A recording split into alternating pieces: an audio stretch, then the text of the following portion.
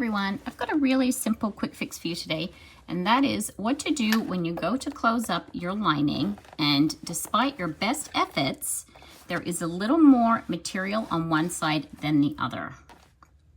You can see here that even when I hold this nice and flat, there's just a little bit of a bulge on the top layer here.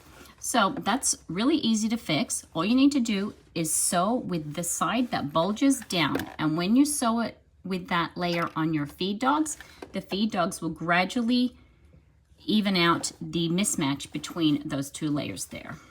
So let me show you how that will work. I'm just going to pinch that together like I normally would and start with the edge smooth. So you're moving the bulge to the finishing end, not the starting end.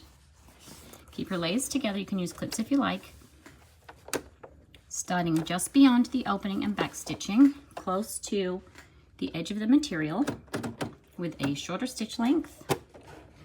I'm just going to sew forward and back stitch. And then we're going to sew right along this edge, and you will see that as it goes through under the presser foot, the feed dogs are going to just gradually work in that small amount of excess so that you will still have a nice even join on the bottom of your bag. Keep your layers lined up as well as you can. And then back stitching again once you get past the opening.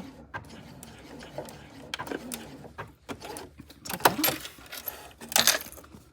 And you can see there that it is closed up really well and there are not any bulges. I'll turn it back around the same way. There are no bulges there in that bottom seam.